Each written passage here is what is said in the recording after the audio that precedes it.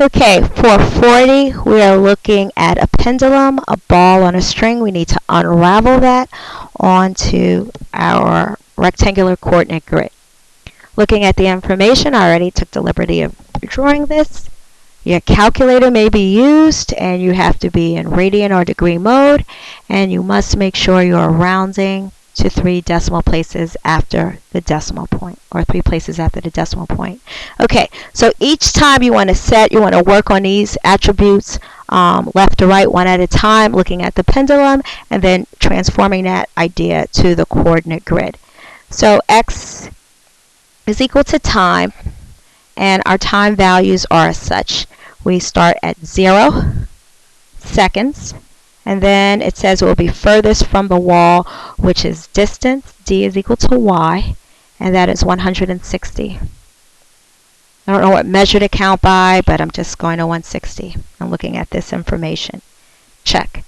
3 seconds, so it's just jumping from 0 to 3. I don't know about 1, 2, but we're just respecting the fact that they're there, and it's going to be 20 centimeters. Okay, so we've processed that. Now at t equals 6, again, definitely have permission to count by 3 because they jump from 0 to 3 and then now to 6. And over here, it's going to be 160 centimeters, which is here. So I'm plotting these points. 0, 60. Right away, you want to say, hey, we're starting at x equals 0. We're starting at a maximum. So, and then at 3, it's 20. And then at 6 seconds is here. Let's actually draw this diagram, and you should see the familiar, boom, V-shaped pattern, cosine function. Right away, we want to think in terms of cosine. Now we want to go to our A, B, C, and D. So let's address how to write a standard form of writing any sinusoidal function. It is going to be A, sine or cosine. B, we're saying this is our cosine function. And then in parentheses, it's going to be x minus your phase shift, which is where that function starts. C plus or minus D. All of these are plus or minus. Okay? And this could be plus or minus 2. Okay, so far we have our maximum to get to that. And we're going to do the scratch work on the side. I like to find D first. D is our central axis. The center is the spectrum of light. So D is equal to max plus your min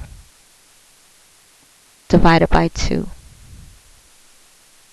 which is equal, max is 160 plus 20 divided by 2. Use your calculators, and D is equal to 90.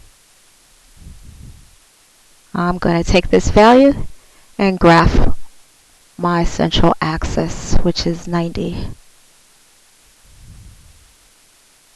Really nice. Okay. Now you want to find A.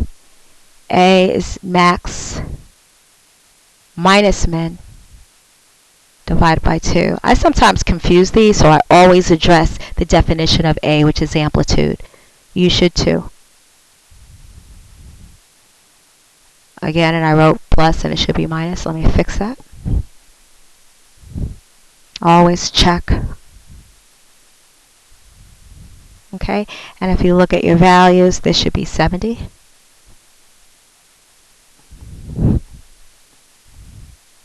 dA, let's start writing this equation and sketching it as we go. So write the trigonometric equation and write it right here, which is y, and they want you to in terms of distance, so y is d. D is equal to A. Our A value, always check, is 70. Now we need the function. The function is cosine, and that lets us go to C. Where does the pattern start according to x? The start of x is at 0. So our C is 0. This is just giving us even more information. And we're going to say cosine, a definition of, well, reason why we use cosine, because it starts at max. Okay, and cosine Now, we are starting at 0. I don't know, but we have to find b. So I'm going to leave a gap here. I don't know what the b value is. That's going to be one of the most challenging, I find. But we could put the d, and the d is plus 90. All right. To find b, it's the formula 2 pi divided by the period. Now, the period is a definition. Period is determined by how long the pattern, or in this case, this pendulum, starts to finish. And it starts at 0, doesn't end at 3, because what goes back has to go forth, back to minimum to maximum. It begins at a max and must end at a max. So that period is t is equal to 6, or that period is equal to 6. Simplify because we have even numbers for our numerator and denominator, and that is b equals to pi over 3. And this is our function rule. Okay, now I'm going to take my time to put this equation into the calculator from scratch. Scratch meaning from a cleared memory. You have to make sure you're in radian mode. Our b value tells us we're in our radian mode, and the calculator is defaulted at the radian mode. So we go to y equals, and we're ready. We put in our a of 70, cosine. Be careful. Cosine opens a parentheses for you. You need to make sure that you know that because the calculator opens the door, your job is to close the door. We're going to need a set of parentheses for our cosine. So I want to put an extra set of parentheses here. And then our b value is a fraction, so we need parentheses. So I'm going to do second arrow up is your pi divided by 3. Close the door for b, x, and then close the door for the product of b and x. X must be contained in parentheses, plus 90.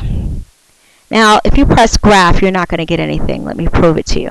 You got your traditional left 10, x is right 10. It's not in sinusoidal mode, or we have to fix our window.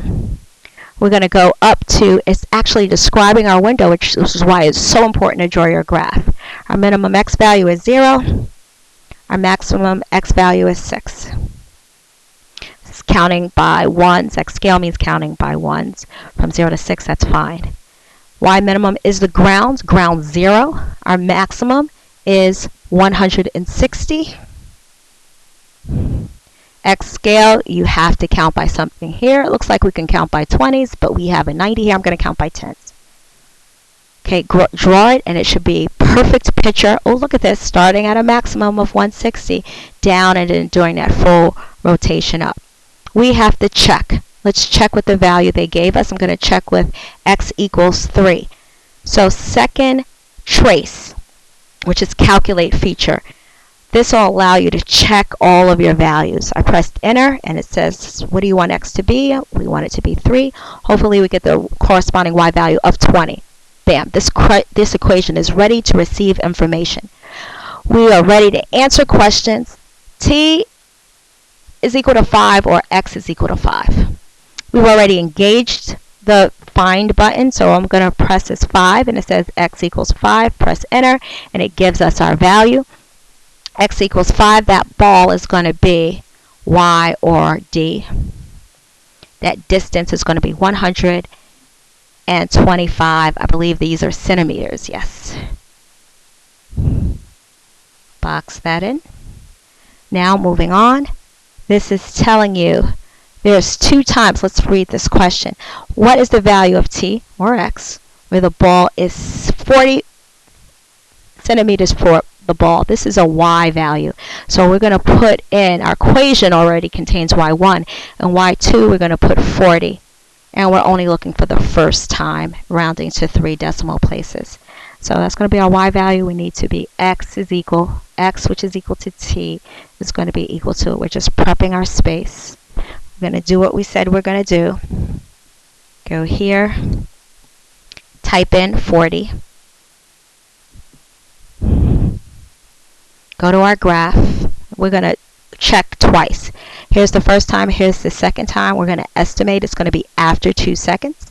We're going to press second, trace, and this time we want 5, which is intersect, and it's asking you for the first curve. It's blinking at the bottom. We need to go left of the curve. Remember, this is your domain. In domain, you only can move left and right. Just want it to be above that line. This is enough above the line. And then, like baseball, we press 3 times. 1 for the sinusoidal, 2 for our goal of our point we want to move to, which is 40, and 3 just to say, yeah, that's it. And it is going to be 2.2. Now, I'm stopping after that. We have to round to 3 decimal places. This is 5, which is going to be affected by the 9. So that has to round to 6. So it says 3 decimal places, so we're just going to put a 0 to make sure we check that. And this is our answer. And we have answered everything that pertains to 41. Okay. Moving on to 41, this is a Ferris wheel problem. We're going to do the same thing. All of these, we're going to take this real world situation, translate it to the X and Y axis, and then we're going to look at each measure in perspective. Okay, so I want to do a model. We don't have a whole lot of space here. We're talking about a Ferris wheel. So I'm going to kind of draw a very, I guess they would use the term kindergarten or rustic Ferris wheel. Okay. Looks more like a flower, but that is my Ferris wheel. Okay, and we're going to translate meaning. Okay, stopwatch records H is height. Height is up and down, but we want to look in terms of Y. And we're going to above the ground. X is equal to T, same as before. Okay, so Sarah, at the highest point, this is our maximum. We're going to need that for something. Our maximum is equal to 80. I'll just get ready to write those values. Our maximum is equal to 80. And when T is equal to 3, whoa, they're jumping to 3. They're not starting at 0 this time, but 0 does exist. And when T is equal to 7, whoa, this is not even pace. I'm just going to count. This is 1, 2, 3, 4, 5, 6. I'm going to extend this a little. I'll put 7. Okay, when T is equal to 7, it's at its lowest. This is your minimum.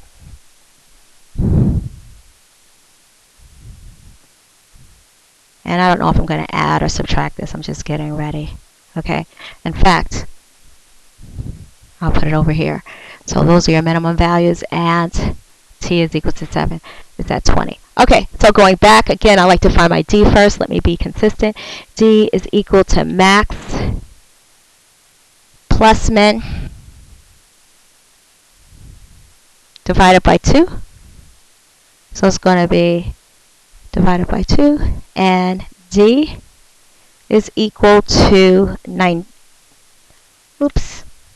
D is equal to 30. Is that it? I am so. 150. Ooh. Time.